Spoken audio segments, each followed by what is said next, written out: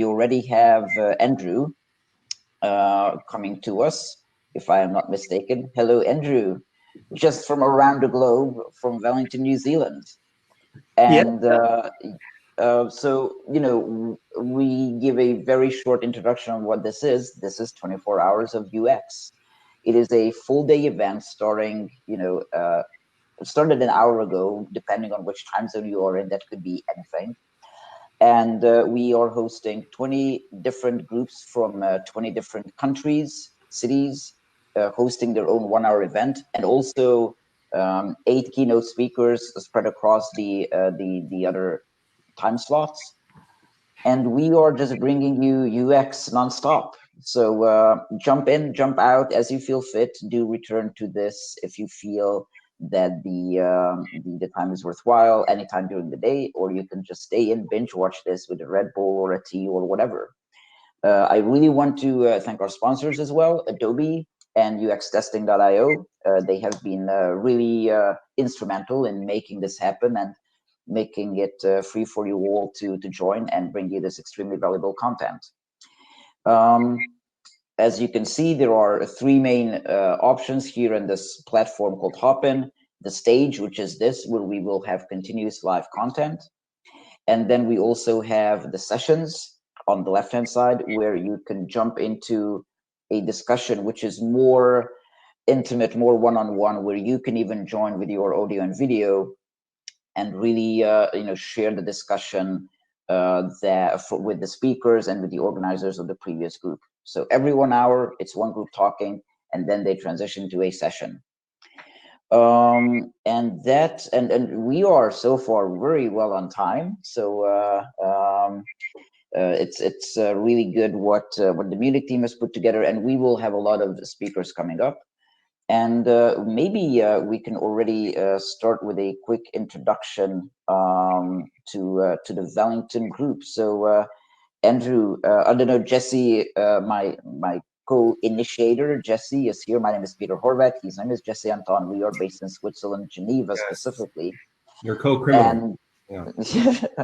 And we are, we are by no means the organizers. The organizers are all the groups who are coming in here and bringing extremely valuable content, in each of the hours. And the tricky thing that Wellington is going to do is not give you, just one topic or one content like normally you would get in an hour, nor, 2 speakers like we've just had with Munich. We're going in with 9 speakers. So Andrew, your country is the one that everyone is now looking at, with practically COVID eradicated, no cases, and everyone, safely back home. I don't know how much you will touch on this topic and other topics, but please take it away. We will stay here in the background if needed, and letting in your speakers as they are coming in. Okay, well, thank you very much, Peter. Thank you, Jesse. Thank you to everyone in Munich beforehand. It was great. Kia ora, I'm Andrew, here on behalf of UX Wellington Meetup Group in New Zealand. Thanks so much for having us. Thank you for tuning in. So just a bit about us first. UX Wellington is a grassroots meetup group that hosts free workshops and lectures that are open to anyone. And for our hour, as they mentioned, we've gathered a diverse group of students and professionals to share a 5-minute chat about how COVID-19 has affected their UX work and study, and how they think it might affect the field of UX in the future. Each of our speakers will pass the baton on to the next, not unlike this conference. And if they have time, you may find them in the session room right after their talk or after our whole hour. And obviously that'd be the Wellington named session room. And we'll keep that open for an hour after our talk as well, if discussion is ongoing. So as soon as our first speaker's on the stage, Ben Briggs, we'll pass it over to him, and he can turn his audio on whenever he's ready to go, and I'll pass it. But just as we wait for that, I'm sure everyone can probably relate to the audio-visual technical difficulties in running a session like this, but we are now ready to go. So without further ado, I will pass it over to Ben Briggs.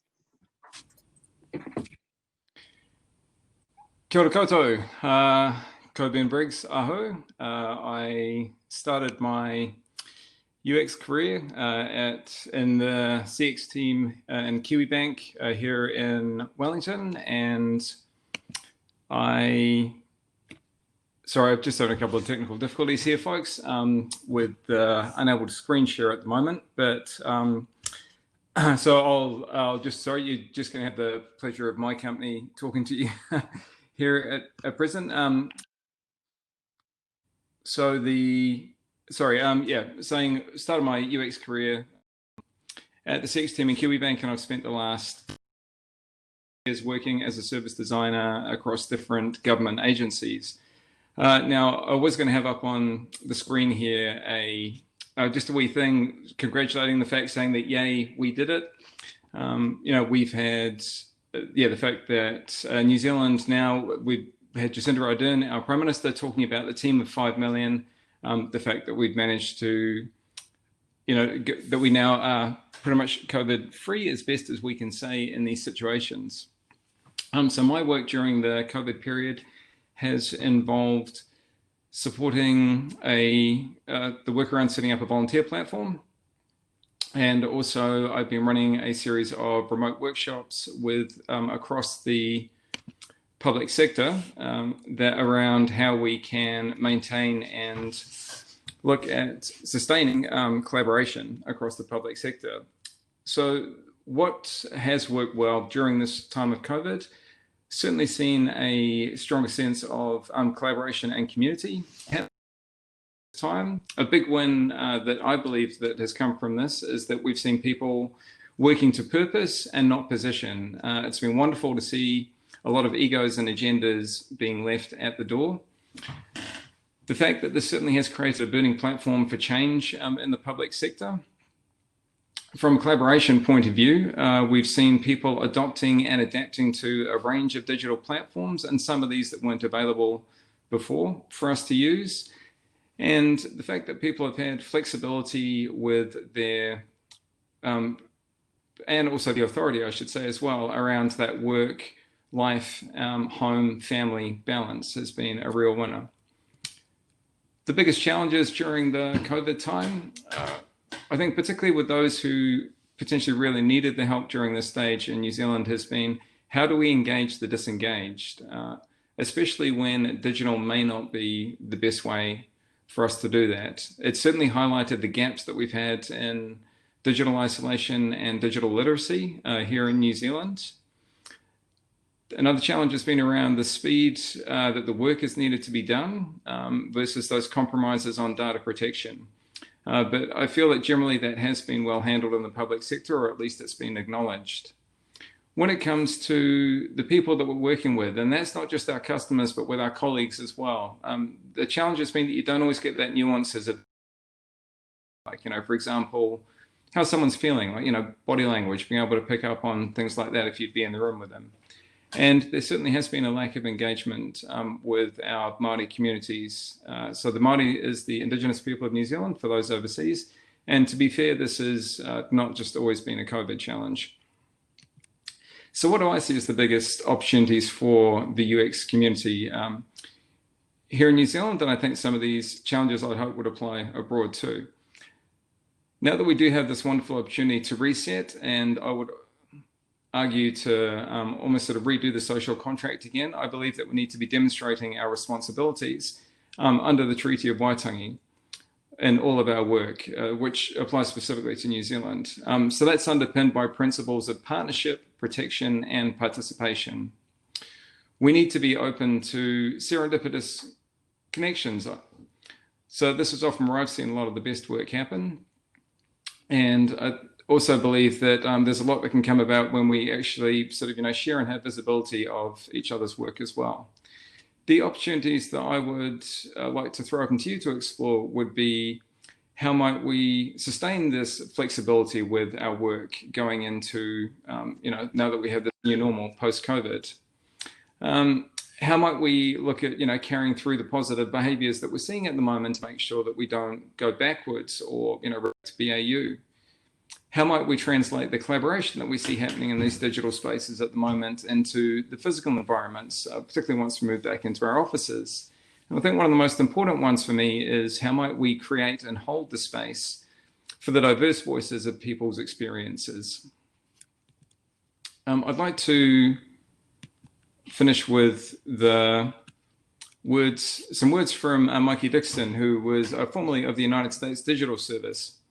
And this is the last opportunity that I'd like to pose to you, which is that some of you are working right now on another app for people to share pictures of food or a social network for dogs. I'm here to tell you that your country has a better use for your talents. Okay, so now that you've had the warm-up from me, I'm hoping that we have our next speaker available, and let's get into the awesomeness. And as soon as she's available, I would like to hand over to the wonderful Tanya Anderson.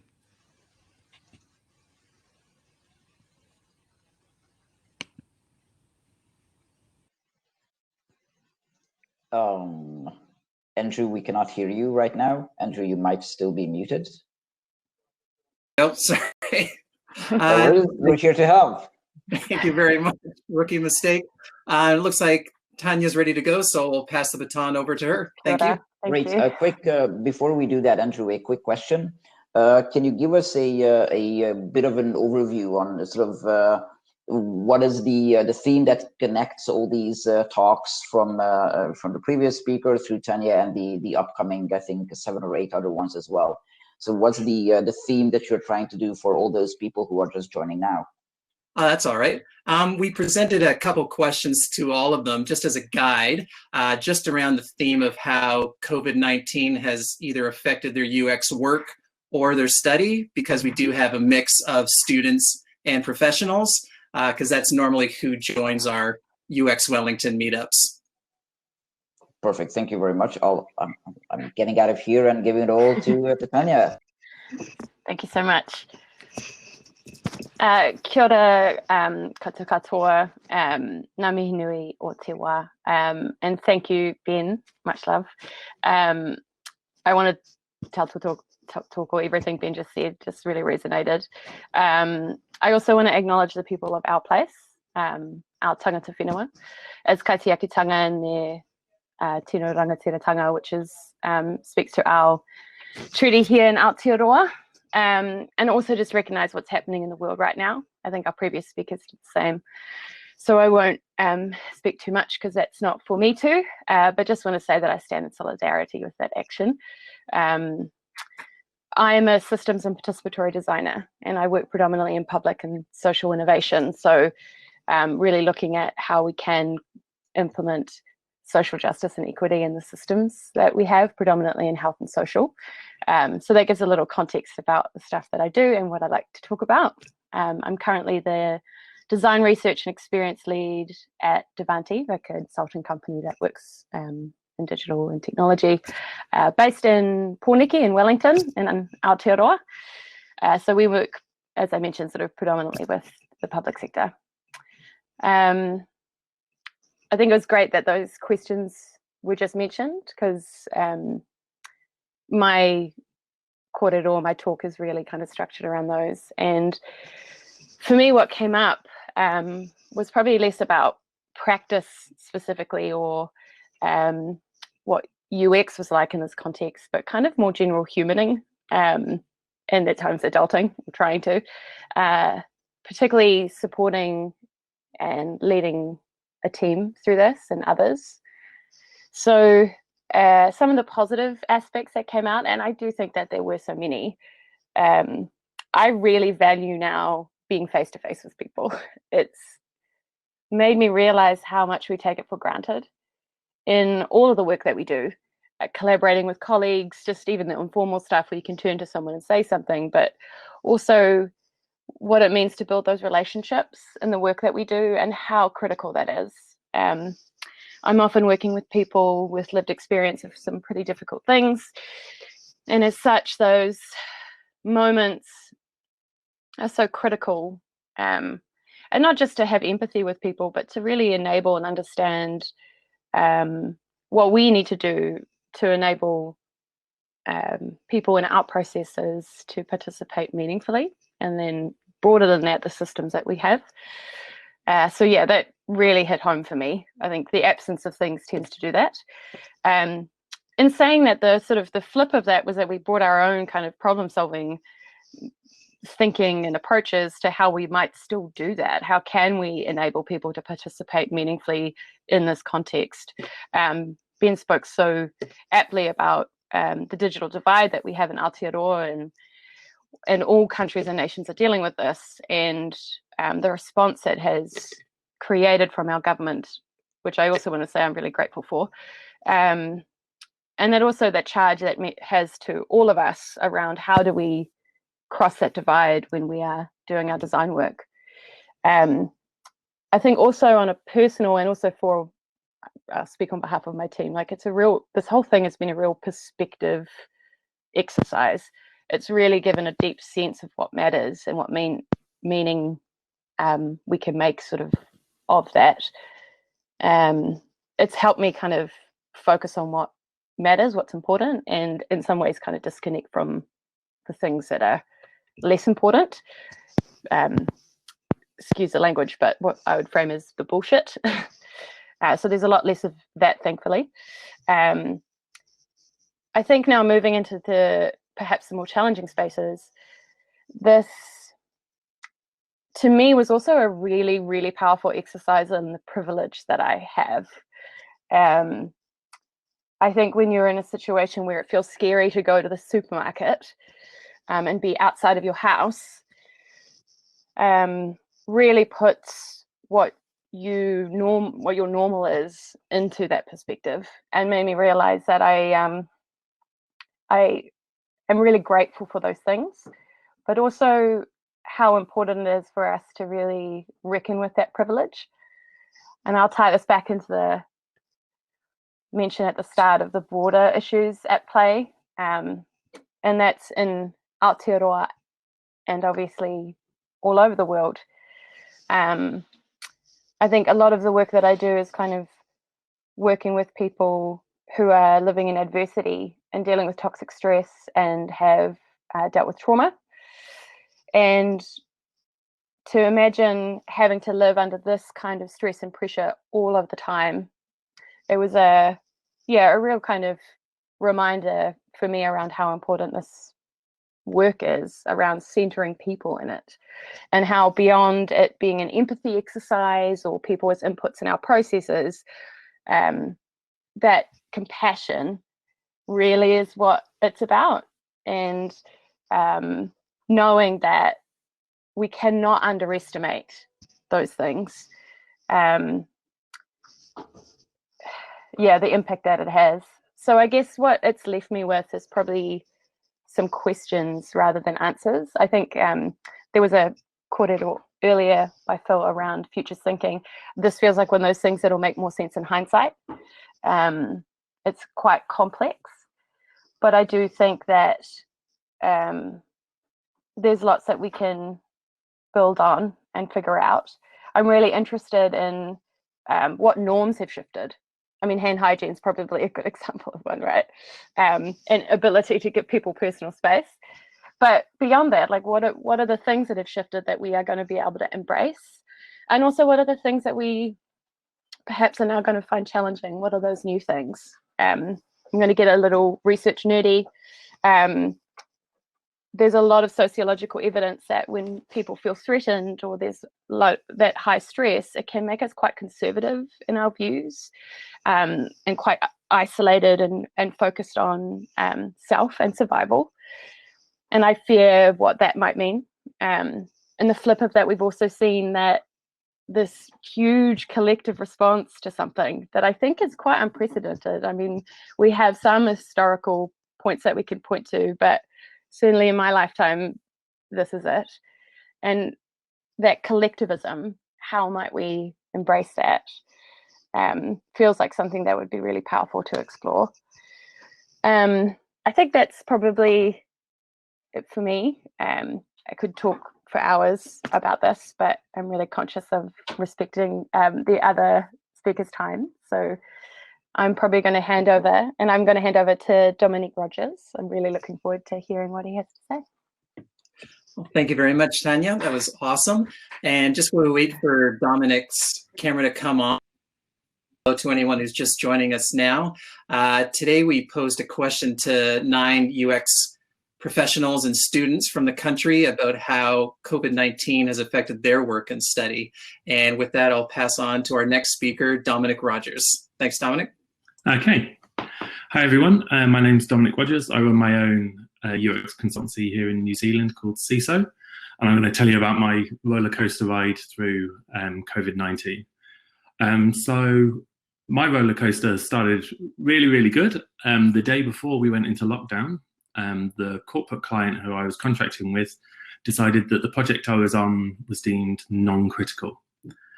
But what that meant was that instead of me stopping work, I had to stop work, give my laptop to them because not enough critical people had laptops, and I was sent home until further notice on pay, which as a contractor is often quite unheard of.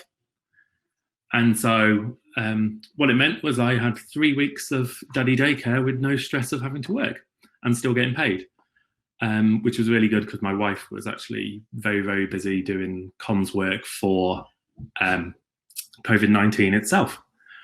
And so 3 weeks went by of me doing lovely daddy daycare with no stresses. Then came the call, can you come in, collect the laptop, we've got more work for you.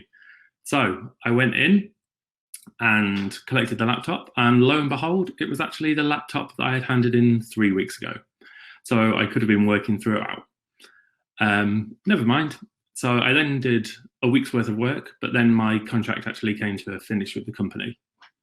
So at this point, New Zealand was still in lockdown. So I decided that rather than add the stress to the family and the household, I wouldn't look for another role straight away.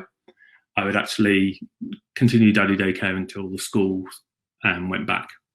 But in order to fill my time, I did lots of different things. I helped some research for some startups, doing some interviews with them for around freelance contracting. I did an interview for a company here in New Zealand that helps place freelancers called Unicorn Factory. And I also did a webinar of an Ask Me Anything webinar on UX so that people could ask me any questions and I could share my knowledge.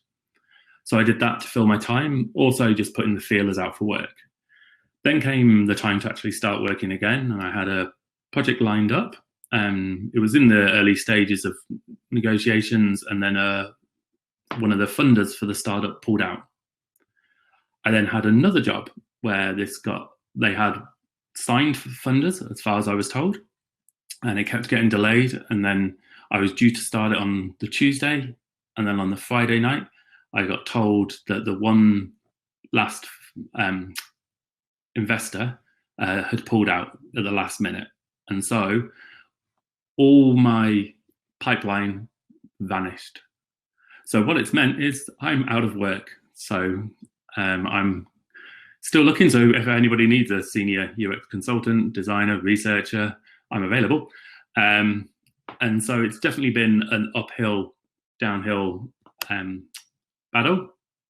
But what I've seen is in the past, when we've gone through different things, as Wellington is the centre of the New Zealand government, quite a lot of the jobs in Wellington are based on government activity. And so, for instance, when you see a change of government or a global financial impact of anything, you can see that there's often a dip. And what you often see is that the first jobs that are advertised that come back are more around the business analysis roles, so that they can start sending out projects. And then what you also find is that you then get the UX ones probably about 3 weeks to 6 weeks later. And so recently, in this last week, there's been a few BA roles come up through the government and also corporates. And so I could see possibly there'll be a peak of UX jobs in about 6 weeks. So that's my prediction for the landscape of how it's going to flow. And that's basically it, really. So for me, I will be in the sessions straight after this. So if you want to join me and ask me any questions, then feel free to do so. I will pass it over to Andrew so that he can give a quick introduction to the next speaker, Winona. Thank you very much, Dominic. Appreciate it very much. Looks like Winona's got her audio and video ready. So just say a quick hello to people joining us now. We're sharing experiences from 9 students and professionals in New Zealand about how UX was affected during COVID-19 for them. So without further ado, I'm proud to present Winona. Cool, that's me. Kia ora, my name's Winona. I was going to share some slides that I thought were really witty, and I could hide behind that, but unfortunately we can't share the slides. So here I am, just speaking. Winona, this is Peter. I'm one of the organizers and admins. So you should be, I don't know, at the bottom of the screen, you should see 3 screens, and one of them is a share your screen icon. So there should be a video, a little microphone, and then next to it, a little screen. And if you are using Chrome or Firefox, then clicking on that should prompt you the question of what do you want to share. Oh, cool. I guess I'm the first one to share something. Do you see that? Is it working? Yeah, that's working. Can people see that? Not yet. Now? No. Are you using Chrome or Firefox? Chrome. Okay, that should work. And I also have Firefox. Okay, no, that's okay. I can just do it without. All right. Without slides. Thank you so much, though. No worries. Cool. So obviously the slides aren't going to work, so I'm going to have to try be witty by myself. My name is Winona Ngaro, and I am a data analyst by trade, and I am currently finishing my master's in UX in the next 2 weeks.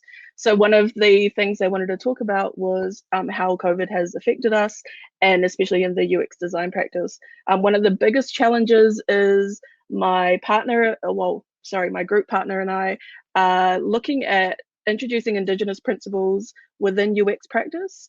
And that practice was based on Pacific research methodologies. And one of those calls for you to be face-to-face with people as one of the important building blocks. Obviously, with COVID, there was no way for us to do that.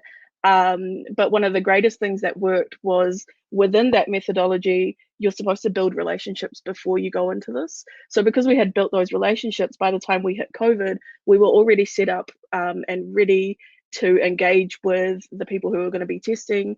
We're also looking at usability testing and how do we make that more humanized? And it's a great tool, but how do we just infuse that with some indigenous thinking and indigenous principles? I'm pretty new to UX. It is really different coming into UX and trying to think about the human aspect when I've been in data for so long, but I think that's also one of the greatest strengths. And I just can't believe that I'm here talking on the same stage as everyone. I'm really interested to see if people know and have any other people doing Indigenous in UX and how they've found the whole process. A lot of the times people keep asking us why. Why would you apply Indigenous principles to a UX practice? And I think that's a really good question to answer, but it's also something that I'm really interested to see if anyone else is doing it and who's doing it and how they've applied it. Going into this, we finish in 2 weeks. I'm optimistic. Obviously, we've been on lockdown for quite a while. So the current job market is not that great at the moment. But I think that the work that we're doing in regards to UX and just continuing to push that further and making sure Pacific females and Māori females are in the same field where there's not many of us is really important work. So that's about everything that I have to say for this moment. I know we don't have much time, but I'd be keen to sit in the sessions and just have a chat with some people about everything that's going on.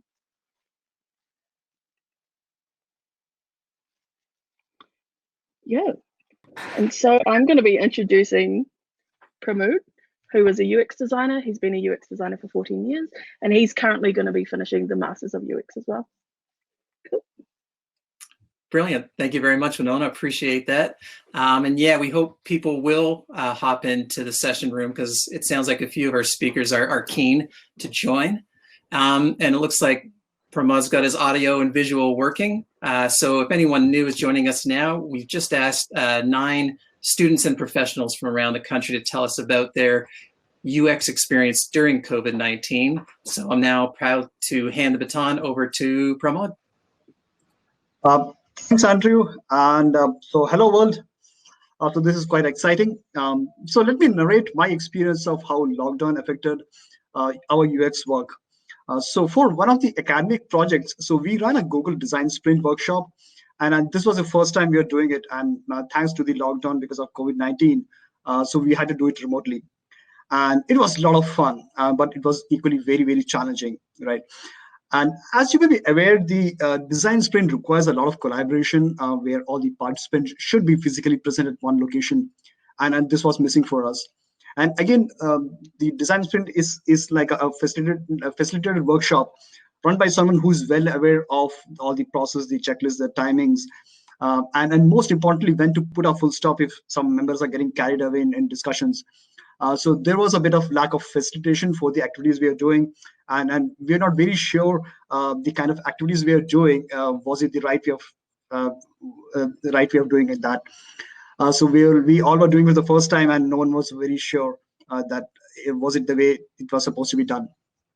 The second biggest challenge, I would say, that while doing brainstorming and sharing ideas, we missed the body language and the non-verbal cues, which we usually get when you're talking to someone physically. So the challenge increased a lot when people, they turned off their camera, or sometimes the participants, they prefer being on mute. So in such cases, it becomes very difficult to determine whether that person is really there or not, or what is the person's involvement in the discussions. Another challenge we faced was that when everyone has to wait for their turn to speak, and sometimes we lost good ideas just in the waiting game. And also one interesting thing that when someone is referring to a document without their sharing their screen, and most of us we used to lose the context of discussion and end up just losing a couple of good minutes. And finally, I would say that deep inside, we were a bit concerned about what was happening around us. The virus was spreading, and none of us was very sure of what is going to happen in the near future. So I would say that that did impact our way of thinking to an extent. So just talking about some of the things that really worked well for us was that so we are a team of 5 people, and everyone knew each other a lot, and we're good friends. So that really helped us. And one of the interesting aspects that we found was that people were overcame inhibitions, are not very shy in opening up or sharing even crazy ideas, which usually don't happen when you're talking in a physical meeting.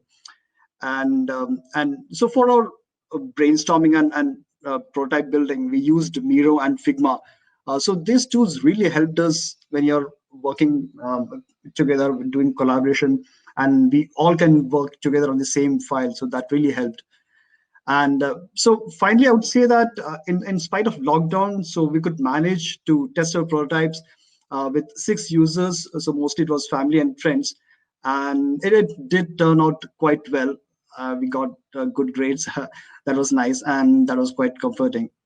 And some of the learnings I could say I want to share was that first and foremost, we learned how to do Google Design Sprint remotely, which is really not the nice way of doing it. Second learning, I would say that with this lockdown, so there's a paradigm shift in the way we worked. We must understand that this is going to be the new normal now. So to better prepare ourselves for this future or this culture, so we need to imbibe in us new ways of working, learning, and growing together. And third and most importantly, I would say that from this lockdown, I learned a fact that we all can survive with bare minimum and to live happily, right? So we don't need to have all the luxuries of the world. So that's it from my side. So thank you all for listening to me. And I'll be in the Wellington sessions chat room. So if you have any questions for me, so please do reach out. And so the next speaker is my friend, Julie Wen. She's also my batchmate at Master of UX Design. Thank you so much. Wellington Thank session. you very much, Pramod. If you have any questions for me, so please do reach out. And so the next speaker is my friend Julie Wen. She's also my batchmate at Master of UX Design. Thank you so much. All right, Pramod. If you have any questions for me, so please do reach out. And so the next speaker is my friend Julie Wen, also my batchmate at Julie, if you could go on mute until you start talking, that would be great. There seems to be an echo. All right. Thanks for helping us sort that, Peter. All right. And we do have our next speaker. Julie Wen is ready to go. So I'm going to pass the baton right on to her to tell us about her experiences with UX study during COVID-19. Andrew, and hi, everyone. My name is Julie Wen, a master student of UX design at Victoria University of Wellington. I have been in New Zealand for 1 year. Before that, I was a product manager in China. And my biggest challenge during COVID-19 comes from communication. I feel both my ability and willingness to communicate has been vacant, especially when English is my second language. And when the pandemic spread to New Zealand, the government implemented a strict isolation policy. Face-to-face communication was replaced by remote meeting, email, or text message. In a remote meeting, I feel the moment that I don't understand others increased. I have to ask others to repeat more often. And then when chatting on Slack, I have to spend much more time typing, but the effect is not necessarily better. So I feel the distance reduced the fun of communication and increased costs. And another impact is to communicate with someone I'm not familiar with. Wellington is a very small city with only 400,000 population, and the UX community here is very open and friendly. Join meetup or invite someone to have a cup of coffee is a good start to build a relationship here. And as a student and newcomer, this is really provide great help in my study and professional development. So, but when we can only communicate online, I feel these benefits like basically disappeared, and it's just very hard for me to ask someone like I didn't meet in person before for some questions, or even have a video chat. So I think this will be an impact worldwide currently, like the local community's growth, and especially for those newcomers like me in the industry. Well, on another hand, I don't want to talk about one opportunity on remote communication, which was a pleasant surprise during COVID-19. That is a remote co-workshop. So recently, I'm working on a UX design project for a cybersecurity consultant company. And the product that we are designing is a brand new concept with complex design metrics. So we hosted a remote workshop on Miro, building up the user story mapping and identify design solutions together with clients. And it worked like it surprisingly well, even better in some way than the face-to-face workshop I experienced before. For example, like we nearly didn't meet any resistance from suggesting the workshop to get everyone to join the workshop on time, especially the key stakeholder from the client side. And I know the big reason is that no one needs to spend time on the road or find a suitable place or preparing various materials. And actually the remote tour is also very handy. We create a reference board including all kinds of screenshots of certain features from other products. And there are many pre-made wireframe components available on Miro as well. And so the clients can just easily drag and drop those Lego pieces to express his design. So I think COVID-19 brings both opportunity and challenge in the way we communicate. And last week our classmates were chatting online asking like if anyone will go back to the classroom to study together. and all of us choose to continue studying from home. So I think this choice means something. And like the change is happening and hardly to go back. So how may we face a change and make our life better? I think that's something that brings to my mind. And so that's my sharing. Thank you very much. And I will also be in the session later. And let me pass it over to James McConnell. Thank you. Thank you very much. I appreciate that very much and appreciate you joining the session. We've got a few people there now, as well as one of our other UX Wellington co-organizers who's moderating it. So feel free to hop in there and hopefully keep the chat going. Thank you. Yeah. Bye. So it looks like James has got his audio and visual on. So I'll just say a quick hello to anyone who's just joining us now. We're talking to 9 different professionals and students from around the country who are sharing their experiences with UX during COVID-19. And now I'm proud to hand the baton over to James. Thank you very much, Andrew. I just need some kind of thumbs up that everyone can see my face and my screen at the same time. Beautiful. Thank you so much. So hi, McConnell. I used to be just James McConnell. Then I legally gave myself a middle name, Mo, but that's a story for another day. I work here in Wellington, the coolest city in the world. You should come and visit, once we've got through this pandemic. I'm Associate Director at PwC. I'm part of the Experience Consulting team, a wonderful group of humans helping our clients define and solve business opportunities. That's problem plus opportunity combined together. When we hit extreme lockdown some 10 weeks ago, suddenly we were so apart. The experience, our normal ways of life and work would be changed dramatically. Were we ready? We had to rethink and reimagine many, if not all, experiences that were normal routine. Normal didn't exist anymore. So many how might we questions, how might we adapt? How might we continue working remotely? How might we take care of each other and own our own well-being? This was a test, not only of our digital ways of working, but more importantly of our culture and our values and our principles. Our principles and values are often defined by our previous experiences and the people involved in them. And in times like these, our values are utilized and shine through.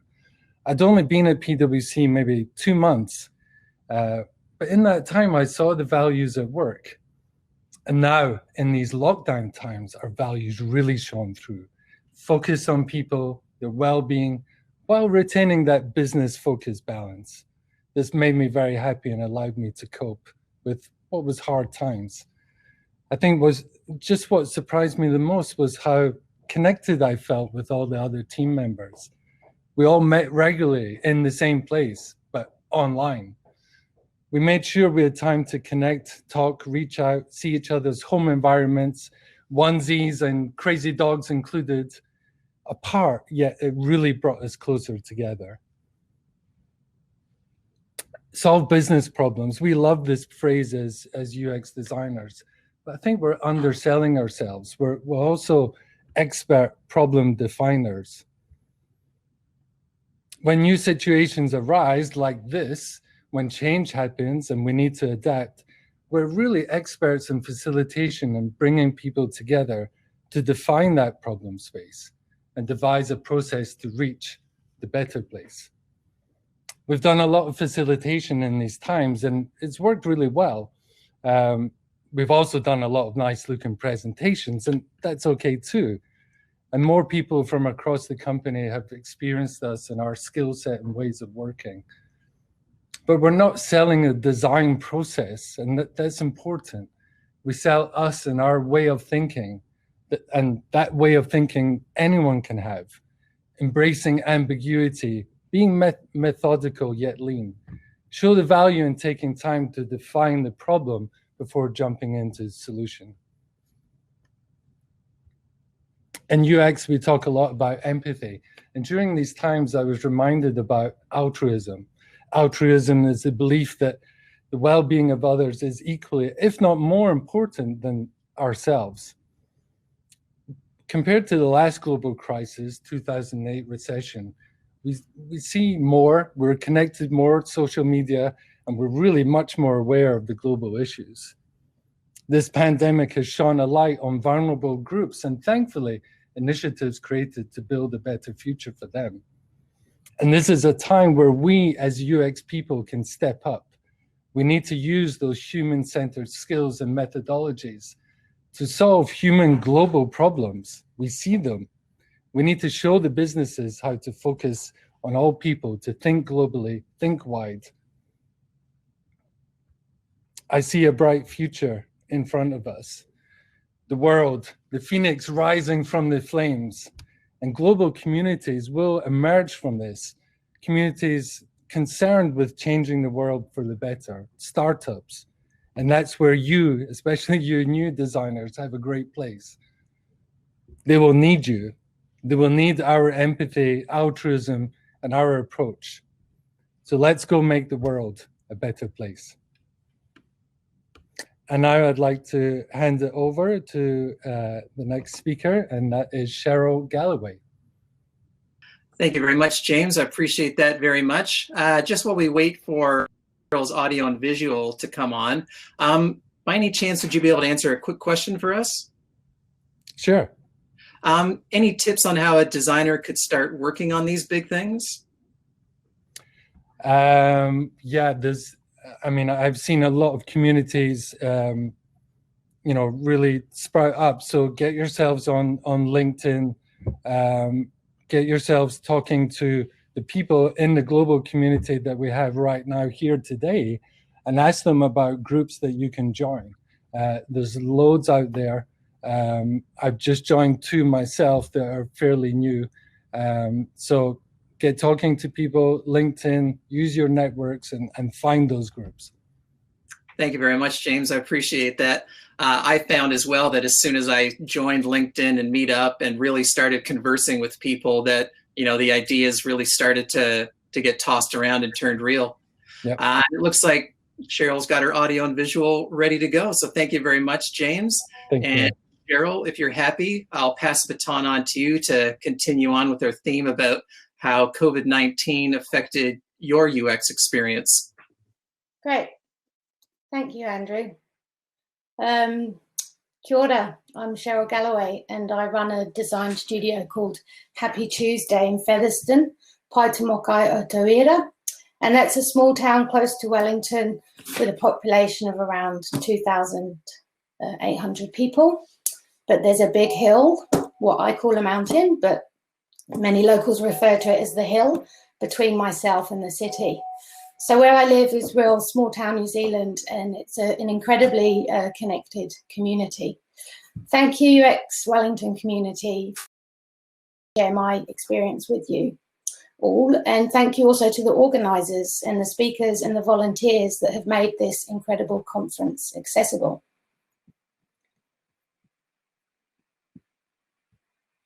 So I want to share with you how lockdown unlocked, so to speak, my own sense of purpose, and so how I think some of our simple UX design methods can do really good stuff.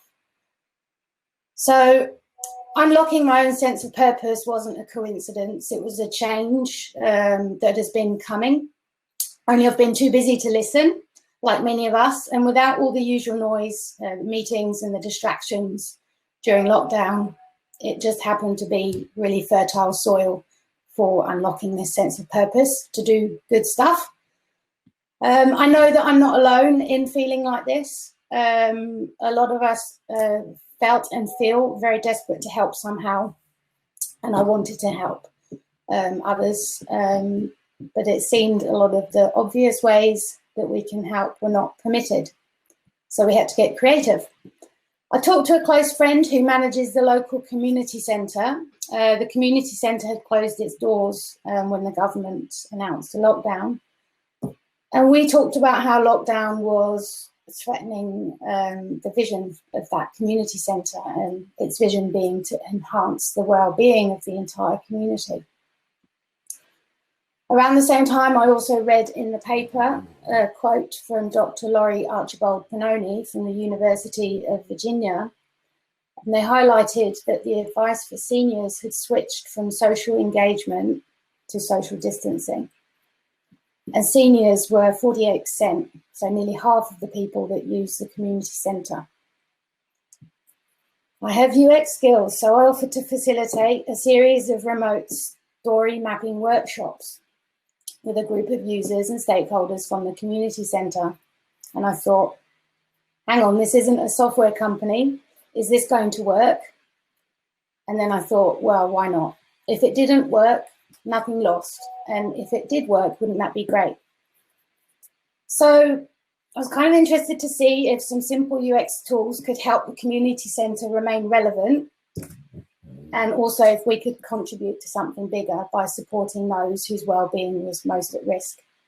We invited a group that had access to the internet to participate in user story mapping, and we were going to create a shared picture of how seniors use the centre. Now, the group of seniors that we focused on for this session were the Featherston Knitters, a group that met socially once a week of seniors to knit and to socialise. So what did we discover from story mapping? We discovered that carpooling played a big part in their journey to the centre. And not only in a journey to the centre, but it was often an opportunity for those that couldn't drive and were not so mobile to pick up groceries and even medicine. We also discovered that while the centre closed its doors, this meant that those community group members, the Featherston Knitters, didn't have any access to wool. A lot of the wool was donated and stored at the centre, so they were unable to work on the projects that mean so much to them. We also identified that the Featherston Knitters were also providing each winter knitted slippers to the children in the community that need them. And so just an example of some of these kind of pain points that we identified meant that the community centre could then go away and work on solutions or offering support. So we were testing our assumptions, but as a group, we were also able to practice empathy. And I think practicing empathy can really help keep the human experience central to any transactional exchange that we design or create. And I think we've always known empathy matters, but I think we know now that it matters more than ever, and why it matters.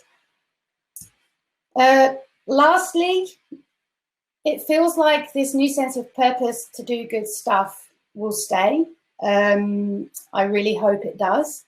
It's a new sense of purpose, but it's always been there.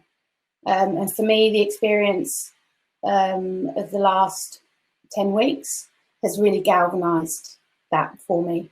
I can see that my passion for UX lies not only in designing user-centric or human-centered products and services, but in the power that these skills give us to connect with others and to contribute to something bigger and hopefully make people's lives better. I'm going to be in the Wellington session shortly after the last Wellington speaker. Thank you for joining and listening. If Q is ready, I'm going to hand you over to Q Walker. Thank you very much.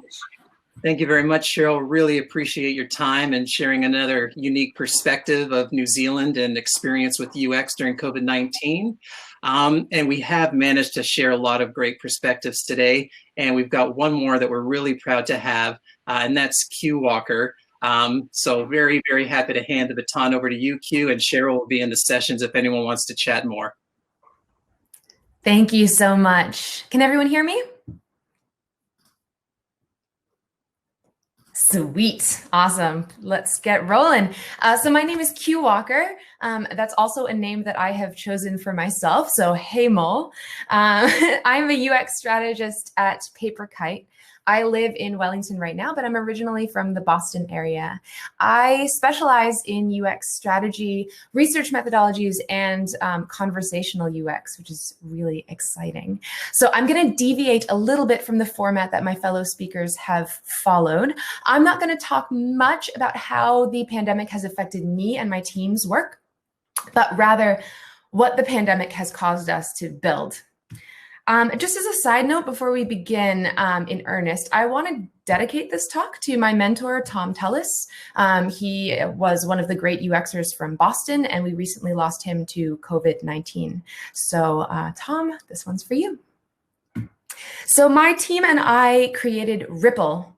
That is New Zealand's own homegrown, privacy-first contact tracing app. Sorry, I'm getting a little ahead of myself and I'm tripping over my words. It's our privacy-first contact tracing app. So contact tracing has been a huge deal. It remains a huge deal. It's going to continue to be a huge deal. And when COVID hit, my team and I were really concerned about the solutions that we were starting to see emerging in other countries. So Bluetooth contact tracing is just fraught with usability issues.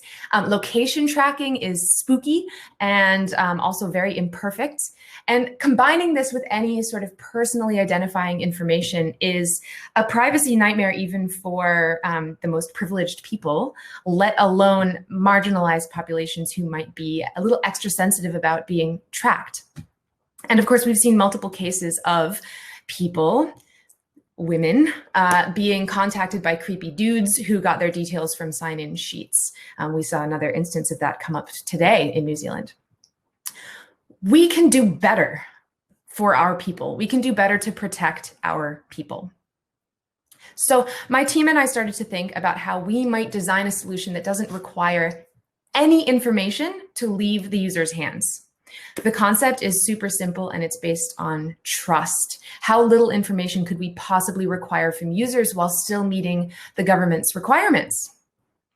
We had to work really closely with our Ministry of Health to understand every detail of what they needed. And of course, because this was sort of a rapidly changing situation and it continues to evolve, the requirements were often being written as quickly as we were getting details about them. So it was a really active collaboration between the public and private sectors. And the end result has been a really simple solution. So Ripple is ridiculously fast because it doesn't have to talk to any servers at any point. It doesn't require a connection to the internet at all, which means it works for rural areas and for people who maybe don't want to use as much data on their phones. And one of the benefits of it being so fast is that users don't have to stand around in the cold New Zealand winter that we are just starting to feel now, filling out their details in an app or on a piece of paper before they can enter a venue. And of course, it's totally private. So as I mentioned before, our design is based on trust. So we created Ripple from concept to release over the course of about 3 weeks during level 4, when New Zealand was just starting to get a whole lot of international attention for how well we were complying with the government's instructions for lockdown. So our hunch was that if we treat the people of New Zealand with trust and give them the benefit of the doubt, they will always act for the good of Aotearoa. So the UX has been designed with that trust at its very core. We don't ask for any personal details from the users whatsoever. Their visit history is never shared by the app. It's essentially a clever diary that can only be shared human to human, really, if a representative from the ministry asks a user directly. So it's really based on sort of this foundation of trust. And so Ripple is an example of my own personal philosophy that we've now built out into a large-scale use case, which is just expect people to do the right thing. Like people are good. People care. Treat your users like adults and give them the benefit of the doubt. These big brother type solutions that we're seeing, they don't empower people to do the right thing. They just make them fearful of doing the wrong thing. So our hunch is proving out to be true. And if I could give you this UX tip, it would be this: just trust your users. Give them a really simple path to doing the right thing, and they will do it. Thank you very much for that. I will be in the Wellington, New Zealand session room for about an hour after this. And I hope this displays without mirroring, but here's me at QWalkerNZ and Ripple at Ripple_NZ. Find both of these accounts on Twitter. Thank you so much. Thank you so much, Q. Really, really appreciate your time. And as Q mentioned, the chat will continue in the session room. And it looks like it's just about time for us to wind down as well. So I just want to say thanks so much to all our speakers for sharing their experiences. And thanks to the other UX Wellington organizers for helping organize this, and the conference organizers, and to you for all tuning in. If you want to find out more about us or the speakers, search UX Wellington on Meetup, Twitter, or LinkedIn, and we'll share a list of our speakers again. And feel free to chat with them in the session room. And looks like Peter's joined us again, and we might be ready to pass the baton on to Budapest soon. Yes, so thank you very much, Andrew. This was great. We will tell the audience that we were a bit worried because there's a limit on how many people can be in the backstage, and sort of letting people into and giving them admission to share screen and all that. Like, that's not super easy. And then they said, yeah, we'd like to have like 9 speakers. Like, okay, let's see how that goes.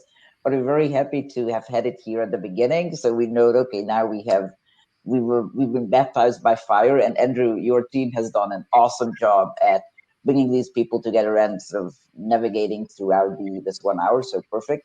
Thank you very much in the name of the audience as well. And thank you again for the speakers. Really great. So as Andrew mentioned, on the left side of your screen, you should see a sessions tab. You can click on that to go to the Wellington session, to join that session specifically. There's all the cities are listed. So choose Wellington to continue the discussion and chat with some of the speakers from here, and of course with the Wellington team. And thanks to all the Kiwis. Great job. Exactly. So thank you very much. So head over there or stay here with us.